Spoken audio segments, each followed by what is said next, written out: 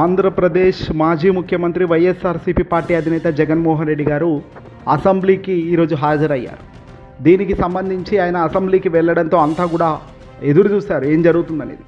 Andhra Pradesh assembly సమావేశాలు జరుగుతూ governor ప్రసంగిస్తున్న తరుణంలోనే YSRCP పార్టీకి సంబంధించిన వ్యక్తులు, ఎమ్మెల్యేలు అంతా కూడా నిరసన వ్యక్తం చేశారు.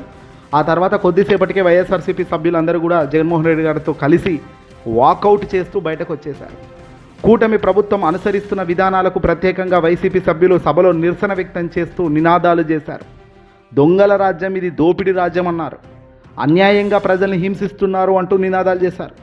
శాంతి పరిరక్షణ పూర్తిగా రాష్ట్రంలో శాంతి భద్రతలు అనేది కోల్పోయిన పరిస్థితిని గట్టిగా డిమాండ్ చేశారు. గవర్నర్ ప్రసంగిస్తున్న తరుణంలో తమ పార్టీకి ప్రతిపక్ష హోదా ఇవ్వాలి అంటూ డిమాండ్ చేశారు. రాష్ట్రంలో శాంతి భద్రతలు పూర్తిగా కుప్పకూలిపోయాయి చంద్రబాబు అంటూ ఆరోపించారు. మెడికల్ కాలేజీల ప్రైవేటీకరణ నిర్ణయాన్ని వెంటనే రద్దు చేయాలి అంటూ పట్టుబట్టారు. నిరుద్యోగ యువతకు నిరుద్యోగ భృతి ఇవ్వాలని ప్రభుత్వాన్ని కోరారు. వైసీపీ సభ్యులు నిరసనలు మరియు నినాదాల మధ్య గవర్నర్ తన ప్రసంగాన్ని కొనసాగించారు.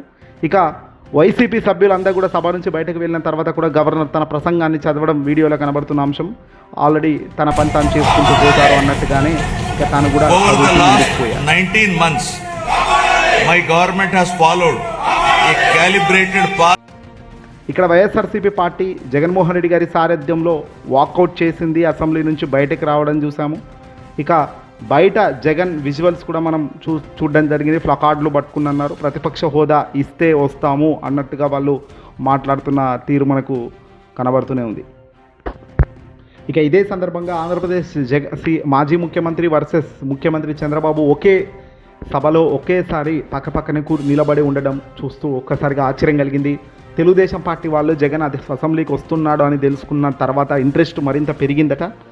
జగన్ ఏం చేస్తాడో చూడాలి అనేటట్టుగా ఆసక్తికరంగా చాలామంది టైంకి వచ్చినట్టుగా తెలుస్తుంది. అయితే జగన్మోహన్ రెడ్డి గారు అయితే చాలా క్లుప్తంగా ఆయన అసెంబ్లీకి రావడం, అసెంబ్లీలో వైసీపీకి సంబంధించిన వాళ్ళంతా కూడా సభ్యులు ఆందోళన వ్యక్తం చేయడం, కూటమి సర్కార్ వైఖరిని ఎండగట్టడం, ఆ తర్వాత సభ నుంచి వాకౌట్ చేయడం అంతా కూడా జరిగింది. ఏదేమైనప్పటికీ కూడా వైసీపీ తమ స్టాండ్ ఏంటో చెప్పకనే చెప్పింది. తక్కువ సమయంలో ఉన్నప్పటికీ, చాలా తక్కువ సమయంలో అసెంబ్లీలో నిలబడినప్పటికీ తమ స్టాండ్ ఏమిటో, వాళ్ళు ఏం చెప్పాలనుకుంటున్నారో ఆ విషయాలను మాత్రం చాలా క్లుప్తంగా కుండబద్దలు కొడుతూ చెప్పడం జరిగింది. ఇక గవర్నర్ ప్రసంగంలో కూడా వాస్తవాలు లేవు అంటూ వైసీపీకి సంబంధించిన ఎమ్మెల్సీలు గట్టిగా మీడియా పాయింట్కి వచ్చి చెప్తున్నారు. గవర్నర్ ప్రసంగం పూర్తిగా నిరుత్సాహపరిచింది. గత బడ్జెట్లో చెప్పించిన మాదిరిగానే ఈ బడ్జెట్లో కూడా అన్ని అబద్ధాలు చెప్పిస్తున్నారు. రాజ్యాంగబద్ధమైన పదవిలో ఉన్న గవర్నర్తో కూడా అబద్ధాలు చెప్పించడం బాధాకరమన్నారు. 3.2 లక్షల కోట్లు అప్పు చేసి ఎవరికి ఇచ్చారు? మొదటి ప్రశ్న మేము అడుగుతున్నామంటూ ప్రశ్నల వర్షం కురిపించారు వైసీపీ ఎంపీఎల్సీలు. అన్ని వర్గాల ప్రజలను దారుణంగా మోసం చేశారని, ఆంధ్రప్రదేశ్లో అసలు అశాంతి, అశ్లీల నృత్యాలకు పరిపాలన సాగుతుందని, గతంలో చంద్రబాబు ముఖ్యమంత్రిగా ఉన్నప్పుడు కూడా ఇంత చెత్తగా పరిపాలన సాగలేదని, జగన్ 5 ఏళ్లలో సంక్షేమ పరిపాలన అంటే ఏంటో చూపించారని, కానీ ప్రస్తుత కూటమి ప్రభుత్వం సంక్షేమం లేదు, అభివృద్ధి లేదు, కూటమి నేతలు మహిళలను వంచిస్తున్నారు, మహిళా సాధికారత కురవైందని, రైతులకు గిట్టుబాటు ధర లేని పరిస్థితి అని, విద్యా ప్రమాణాలు పడిపోవటం వల్ల 6 లక్షల మందికి బడికి దూరం అయ్యారంటూ ఇలా గీతం సంస్థకు ఏమో 1000 కోట్లు భూములు కట్టబెడుతున్నారు. ప్రభుత్వ భూములు చౌక రేటుకే పెత్తందారులకు ఇచ్చేస్తున్నారు. సంక్షేమ హాస్టల్స్లో అశ్లీల నృత్యాలు ఉన్నాయా? రాష్ట్రంలో జరుగుతున్న ఈ పరిణామాలన్నిటికీ ఎందుకు గవర్నర్ చదివింది లేదు? ప్రజల తరపున ప్రశ్నిస్తున్నామనే కదా ప్రతిపక్ష హోదా ఇవ్వడం లేదు. ప్రభుత్వం ఇచ్చిన అన్ని హామీలపై మేము పోరాటం కొనసాగిస్తాం, చంద్రబాబు, లోకేష్, పవన్ పరిపాలన వైఫల్యాలను ఎండగడతామంటూ కూడా కామెంట్ చేయడం జరిగింది. ఇక వైసీపీకి సంబంధించిన వాళ్ళు కామెంట్ చేయడమే కాదు, జగన్మోహన్ రెడ్డి గారు చాలా ముందు నుంచే చెప్తున్నాడు, ఒక దొంగల మాదిరిగా ఏదైతే చేయకూడదో, ముఖ్యమంత్రి స్థానంలో ఉండి ఏదైతే తప్పటడుగులు చేయకూడదో ఆ అడుగులు చేస్తున్నారు. రాష్ట్రంలో అతి ముఖ్యమైన అంశం శాంతి భద్రతలు. ఈరోజు ఎక్కడ చూసినా శాంతి భద్రతలు కోల్పోతున్న అంశం.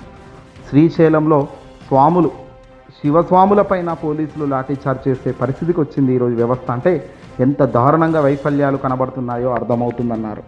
గవర్నర్ ప్రసంగిస్తుండగానే నిరసన తెలిపిన వైసీపీ సభ్యులు ఇంకా లాభం లేదు అని చెప్పి అక్కడి నుంచి వాకౌట్ చేసేశారు. ప్రభుత్వానికి వ్యతిరేకంగా వైసీపీ సభ్యులు నినాదాలతో అసెంబ్లీ దద్దరిల్లిందని చెప్పొచ్చు. ప్రధాన ప్రతిపక్ష హోదా ఇవ్వాలని డిమాండ్ చేశారు. సభ్యుల హక్కులను కాపాడాలని నినాదాలు చేశారు. నిరుద్యోగ భృతి ఇవ్వాలని డిమాండ్ చేశారు.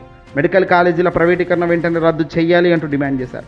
వైసీపీ సభ్యులు ఆందోళన నినాదాల మధ్య గవర్నర్ ప్రసంగం కొనసాగింది. ఉభయ సభలను ఉద్దేశించి ప్రసంగించిన గవర్నర్ ప్రారంభమైన ఏపీ బడ్జెట్ సమావేశాల్లో మొత్తం కూడా చంద్రబాబు స్క్రిప్ట్, యాక్షన్, డైరెక్షనే మాత్రం ఇక్కడ కనబడుతుంది తప్ప వాస్తవాలకు దగ్గరగానైతే లేదు అనేది క్లియర్గా వైసీపీకి సంబంధించిన ఎమ్మెల్యేలు, ఎమ్మెల్సీలు అందరూ చెప్తున్నారు. ఏదేమైనా రాష్ట్రం కోసం పోరాడడం ఆగదు. విజనరీ పరిపాలనకు, విజన్ ఉన్న గొప్ప రాజకీయ నాయకుడి పరిపాలనకు ఎంత తేడా ఉంటుందో రాబోయే రోజుల్లో చెప్తాము. ఇప్పటికే కుప్పగూలిపోతున్న గ్రాఫ్స్ కనబడుతున్నాయి. కుప్పకూలిపోతున్న ఆంధ్రప్రదేశ్ రాష్ట్ర ఇంపాక్ట్ పడుతుంది. కోట్ల మంది ఉండే రాష్ట్రంలో చంద్రబాబు చేస్తున్న ఈ అరాచక పరిపాలన శక్తుల వల్ల, రెడ్ బుక్ రాజ్యాంగం వల్ల చాలా వరకు డ్యామేజ్ జరుగుతూనే ఉంది. రాబోయే రోజుల్లో ఈ డ్యామేజ్ మొత్తం ప్రజల ముందు వివరంగా ముందుంచుతామంటూ వైసీపీ నాయకులు చెప్తున్నారు.